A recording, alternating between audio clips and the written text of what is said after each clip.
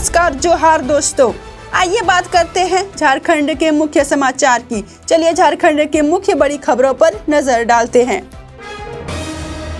Jharkhand CM Hemant Soren का विदेश दौरा, ऑक्सफोर्ड और स्विट्जरलैंड में होंगे अहम कार्यक्रम। झारखंड के मुख्यमंत्री हेमंत सोरेन जनवरी के अंत में विदेश दौरे पर निकल रहे हैं। इस दौरान वे ऑक्सफोर्ड विश्वविद्यालय जाएंगे और सेंट जॉन्स कॉलेज सहित अन्य प्रमुख शैक्षणिक संस्थानों के साथ संवाद करेंगे। अधिकारियों ने शनिवार को बताया है कि सोरेन यूरोप के दौरे के दौरान स्विट्जरलैंड के दावोस में विश्व आर्थिक मंच WEF की वार्षिक बैठक में भी भाग लेंगे।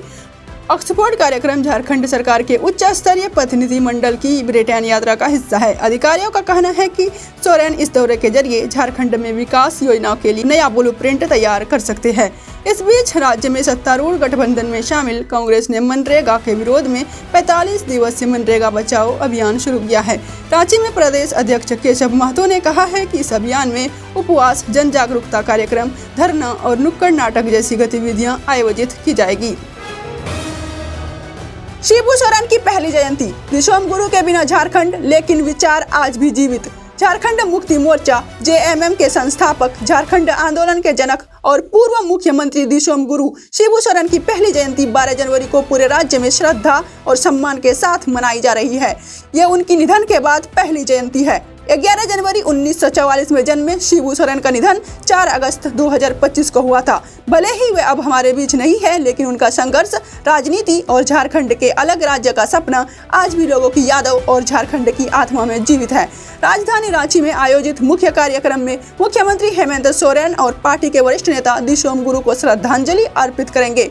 धनबाद, दुमका, गिरिडीह, बोकारो और अन्य राज्य के जिलों में झामुमो कार्यकर्ता स्मृति सभाओं और श्रद्धांजलि कार्यक्रमों का आयोजन कर रहे हैं। शिबू सोरेन ने महाजनों के शोषण के खिलाफ धनकटनी आंदोलन का नेतृत्व किया और टुंडी से शुरू हुआ उनका संघर्ष आगे चलकर झारखंड आंदोलन की मजबूत नींव बना। आदिवासी अस्मिता, जल, जंगल, जमीन और सामाजिक न्याय के लिए उनका जीवन पूरी तरह समर्पित रहा। आज झारखंड उन्हें अपना नेता नहीं बल्कि दिशोम गुरु अपनी धरती का मार्गदर्शक मानकर याद कर रहा है। बिहार झारखंड को रेलवे का तोहफा, तिरुपति बालाजी के लिए चलेगी नई साप्ताहिक ट्रेन। भारतीय रेलवे ने रक्सौल तिरुपति के बीच नई साप्ताहिक ट्रेन को मंजूरी दे दी है। ये ट्रेन धनबाद, बोकारो और रांची होकर चलेगी, जिससे झारखंड और बिहार के यात्रियों को तिरुपति बालाजी के दर्शन के लिए सीधी कनेक्टिविटी मिलेगी।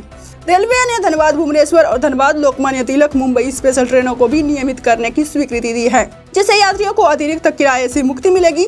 धनबाद से भोपाल के लिए नई ट्रेन जल्द शुरू होगी। भुवनेश्वर ट्रेन में चंद्रपुरा में नया ठहराव जोड़ा जाएगा। लोकमान्य तिलक मुंबई ट्रेन अब नियमित होगी और स्पेशल ट्रैक हटने से यात्रियों को फायदा होगा। लेकिन धनबाद से यशवंतपुर और उधना स्पेशल ट्रेनों को नियमित करने में पेंच फंसा है। इसके अलावा धनबाद से दिल्ली की स्पेशल ट्रेन को मंजूरी नहीं मिली, लेकिन हावड़ा आनंद विहार के बीच नई अमृत भारत ट्रेन को मंजूरी दे दी गई है। जमशेदपुर में आयरन पाइपों से लदा ट्रक पलटा, हाईवा से बचते बचते हुआ बड़ा हादसा। जमशेदपुर के पोटका प्रखंड में रविवार सुबह एक बड़ा सड़क हादसा होते होते टल गया। चाईबासा से जादूगोड़ा जा रहा एक ट्रक जिसमें आयरन पाइप लदे थे, हाईवा से टक्कर से बचने के प्रयास में अनियंत्रित होकर तिलका मांझी चौक के पास पलट गया। ट्रक पलटते ही पाइप सड़क के चारों ओर बिखर गए, जिससे कुछ समय के लिए यातायात प्रभावित हुआ। ट्रक चालक बाल बाल बच गया और किसी प्रकार की जनहानि नहीं हुई। स्थानीय लोगों ने मौके पर पहुंचकर चालक को सुरक्षित बाहर निकाला। घटना के बारे में ट्रक चालक ने बताया कि हाईवा से टकराने से बचने के प्रयास में संतुलन बिगड़ा और ट्रक पलट गया। सूचना मिलते ही पोटका पुलिस घटनास्थल पर पहुंची और सड़क से दुर्घटनाग्रस्त वाहन और पाइप को हटाने के लिए क्रेन की मदद ली, ताकि जाम मुक्त हो और यातायात सुचारू हो सके। झारखंड ने जीता स्कॉक अवार्ड 2025, आयुष्मान आरोग्य लोकेटर को मिला राष्ट्रीय सम्मान। डिजिटल स्वास्थ्य सेवा के क्षेत्र में झारखंड ने एक बड़ी उपलब्धि हासिल की है। राज्य की नागरिक केंद्रित पहल आयुष्मान आरोग्य लोकेटर को प्रतिष्ठित स्कॉक अवार्ड 2025 से सम्मानित किया गया है। यह पुरस्कार रविवार को दिल्ली में आयोजित सम्मान समारोह में प्रदान किया गया। ये सम्मान स्वास्थ्य विभाग झारखंड के अंतर्गत आयुष्मान भारत डिजिटल मिशन की एक अभिनव पहल को मिला, जिसने आम लोगों के लिए स्वास्थ्य सेवाओं तक पहुंच को आसान और पारदर्शी बनाया है। आयुष्मान आरोग्य लोकेटर एक डिजिटल प्लेटफॉर्म है, जिसके माध्यम से नागरिक गूगल सर्च के जरिए अपने आसपास के स्वास्थ्य सुविधाओं की प्रामाणिक जानकारी प्राप्त कर सकते हैं। इसमें शामिल है नजदीकी अस्पताल और स्वास्थ्य उपकेंद्र, फोटो और सटीक लोकेशन, दिशा निर्देश, संपर्क नंबर और सेवाओं की जानकारी। ये सुविधा ग्रामीण और दूर दराज क्षेत्रों के लोगों के लिए विशेष रूप से लाभकारी साबित हो रही है। झारखंड भाजपा में जोश, सोमनाथ स्वाभिमान पर्व। बाबूलाल बोले, सोमनाथ मंदिर है भारत की आत्मा।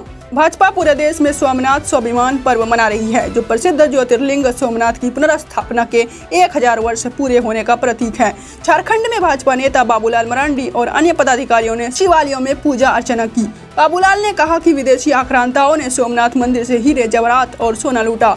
यह हमला भारत की आत्मा पर था। उन्होंने जोर देकर कहा कि प्रधानमंत्री नरेंद्र मोदी के नेतृत्व में भारत का गौरव पुनः स्थापित हो रहा है। प्रदेश कार्यकारी अध्यक्ष आदित्य साहू और संगठन महामंत्री कर्मवीर सिंह ने अपने अपने क्षेत्रों में जलाभिषेक और आरती की। पार्टी कार्यकर्ताओं ने मंदिर परिसर की सफाई में श्रमदान किया। सांसद विष्णु दयाल राम ने कहा है कि 11 जनवरी को प्रधानमंत्री के नेतृत्व में सोमनाथ मंदिर में सहस्त्र संकल्प यात्रा आयोजित की जाएगी।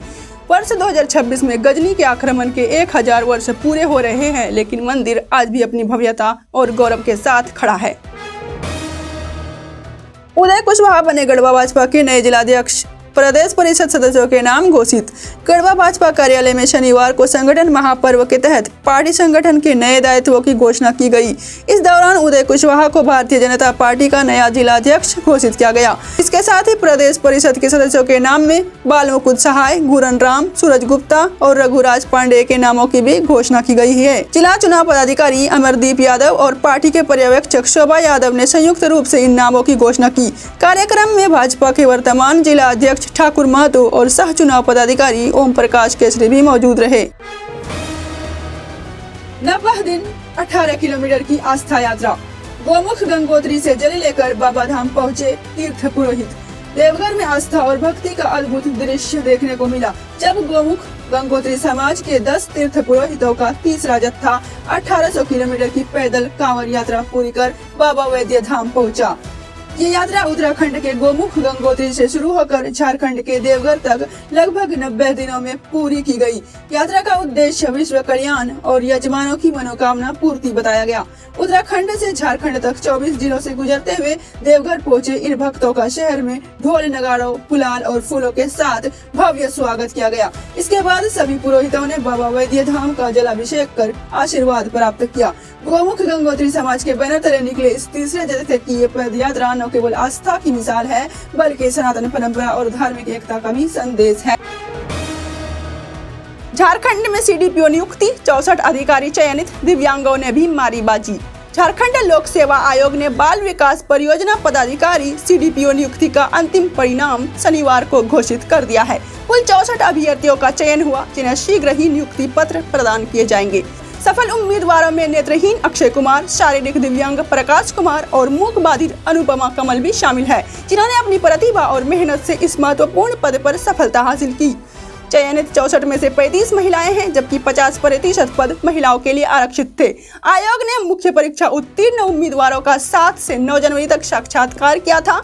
अनारक्षित श्रेणी से 34, एससी से 2, एसटी से 21, बीसी 1 से 1 और आर्थिक रूप से कमजोर श्रेणी से 6 अभ्यर्थी सफल हुए।